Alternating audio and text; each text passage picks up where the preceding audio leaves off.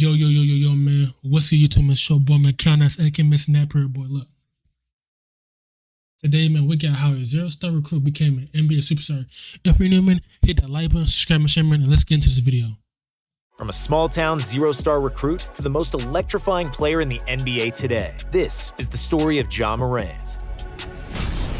Small-town dreams. Demetrius Jamel Morant, better known as Ja Morant, wouldn't just make his dreams come true, but his father T's as well. T had basketball dreams much larger than the town of Dalzell, South Carolina, with just over 2,000 people that his son was born into. T. Morant won a high school basketball state championship, playing alongside Ray Allen, before going on to play at Division II Claflin University. He was considering a professional career overseas, and was ready to live his dream, until some news would change his life forever. T's wife Jamie was pregnant with Ja. Giving up on his aspirations, T directed all of his energy to helping Ja make a career out of basketball. T even hand-built a small cement basketball court in their backyard. This is where T pushed Ja to be great, and where Ja fell in love with the grind. From mastering the art of the... They had a basketball court in their a small basketball court in the backyard. That's actually fire, though.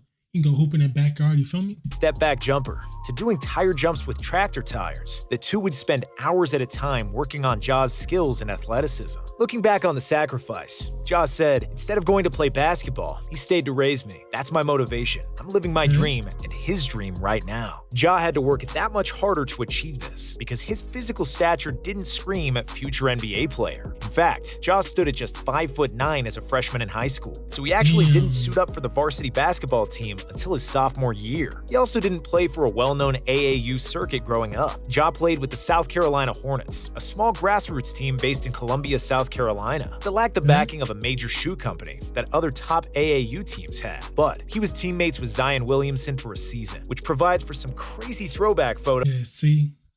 Both team was Zion. I think, aren't they both from what, North Carolina, South Carolina, something like that?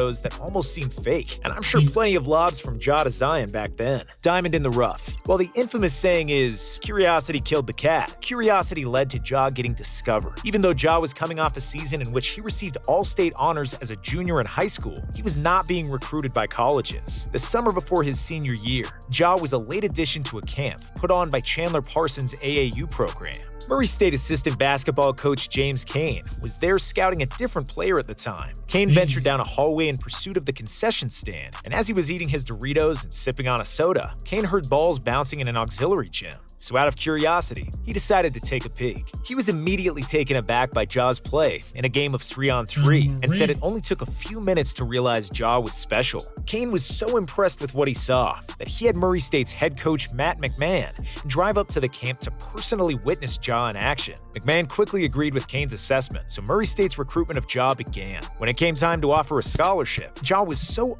you guys gotta understand, as black people in America today, only way we will be able to make it out is from sports.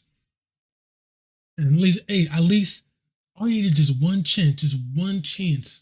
One person will give you that chance. Y'all, man, if you're good at sports, take it. Keep on going. Just your dream. Keep on going with it. Under-recruited at the time that his mom asked Kane if the scholarship was for 4 full years. I just started laughing. I was like, yeah, it's a 4-year scholarship, but he's only going to be there for 2 years, said Kane. At the time, 24/7 Sports and Rivals, two of the most notable voices in rating high school athletes and following their recruitments, didn't even give Ja a rating and showed him as having 0 offers outside of Murray State. But Kane firmly believed that his hankering for a snack resulted in him finding a diamond in the rough as Ja committed to play for Murray State, making a name for himself. When Ja first arrived at Murray State, he was faced with the harsh reality that he still had a ways to go before making it, and just accepting a D1 offer didn't mean he had done so. Ja was far from being viewed as a big man on campus, like a traditional top basketball recruit would be. Ja said, "Coming from being under the radar, I could sit somewhere and nobody would know me." That lack of notoriety quickly began to change, following an impressive freshman season with the Racers, where Ja showed he belonged in Division I basketball. He averaged 12.7 points, 6.5 assists, and 6.3 rebounds per game that year, on his way to earning first-team All-Ohio Valley Conference honors. Following a season where he did it all for Murray State and helped them reach the NCAA tournament, Ja started to find himself on... No, you know what's crazy? That's how I found out about Ja Morant, was from Murray State. It was during the March Madness thing, too. That's how I found out about him. NBA But draft John Moran prospect in college was lists. fun He to watch. solidified his That spot March on these Madness when after they being were one of just playing, he 20 was fun to players watch. invited to Chris Paul's elite guard camp during the summer after his freshman season. With newfound attention from pro scouts, Ja took this momentum and ran with it, as he grabbed the attention of the college basketball world with his sophomore campaign. That season, Ja averaged 24.5 points, 10 assists, 5.7 rebounds, and 1.8 steals per game. Ja was named OVC Player of the Year, as he became the first NCAA player to ever average more than 20 points and 10 assists per game, as he also led the country in assists that year. His popularity then soared after shining under March Madness's bright lights. In a first-round win, he became just the 8th player in tournament history to record a triple-double, as he recorded 17 points, 16 assists, and 11 rebounds. Even though he and the Racers fell in the next round, Ja didn't go out quietly, going off for 28 points. Ja became the talk of the entire basketball community and declared for the 2019 NBA Draft, making the jump. Ja becoming a fan favorite with his electrifying play style and eye-popping numbers still wasn't enough to silence all the doubts that surrounded him. He dealt with questions and concerns about his game's ability to translate to the NBA level. Was his success the product of playing in a small conference not traditionally known for basketball? Is he too skinny to score on and guard grown men? Will he be a flash in the pan and never fully established in the league after being fun to watch in college like a Jimmer Fredette? This was the noise Ja heard as the Grizzlies drafted him 2nd overall, but it drove him to prove it was exactly that, just noise. His rookie season was his opportunity to show everyone that he belonged in this league, and that's exactly what Ja did that year. As he John Moran's rookie, he went crazy his rookie year. Like, he was like that for real. All John Moran really has to do is just get a shot, 3-point shot. He's there already. Like, he's already there.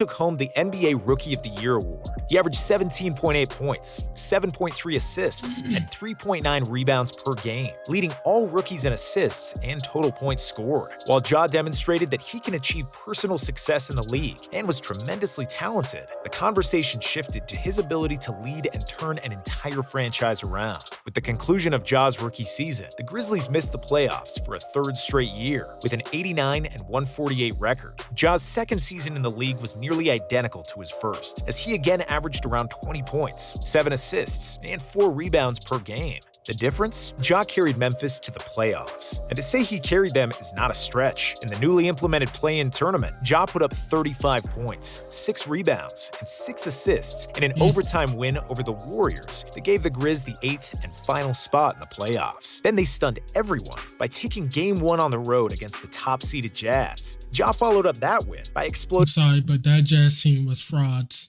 The Jazz team they have right here always will be top in the West and will get bounced out either the 1st or 2nd round. For 47 points and 7 assists in Game 2. While Memphis ended up falling to the Jazz in the 1st round, it was clear that the future was bright in Memphis with Ja running the show. Face of a franchise. With Ja having proven he's talented enough to carry a team, the question in year 3 became, can he take the next leap into the realm of superstardom? Expectations were high, thanks to what he had already accomplished, as the conversation shifted to seeing how high his ceiling is. Ja's play this season has shown that ceiling seems to be sky high, averaging over 25 points per game and just under 7 assists and 6 rebounds. Ja was selected to his first All-Star game, and not only that, but he was named a starter in the game, an incredible honor for a player in just his 3rd season. This year has shown Ja is capable of putting up video game numbers on any given night, in addition to consistently producing. Nothing better demonstrates this than a 4-game stretch in February.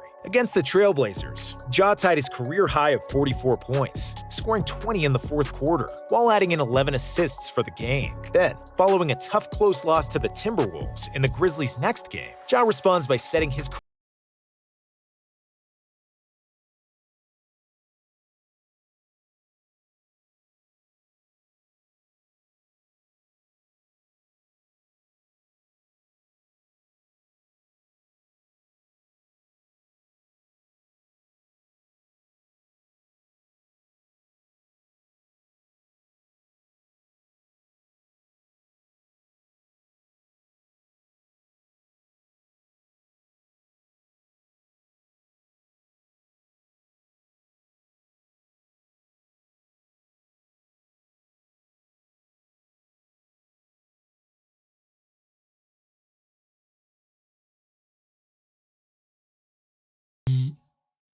Really, all he really has to do is just stay locked in and good. I actually fuck with John Morant. He's like one of my favorite players to watch in the league right now. But he needs to get a shot. He needs to remember D Rose. Remember D Rose was just like him. He's just like D Rose. Remember D Rose got hurt. Now I don't want John Morant again. I want him to develop a midi game 3-point shot. You feel me? Something like that. But yeah, that's a good video, man. If you guys like that, please like, subscribe, share, man. I'm out.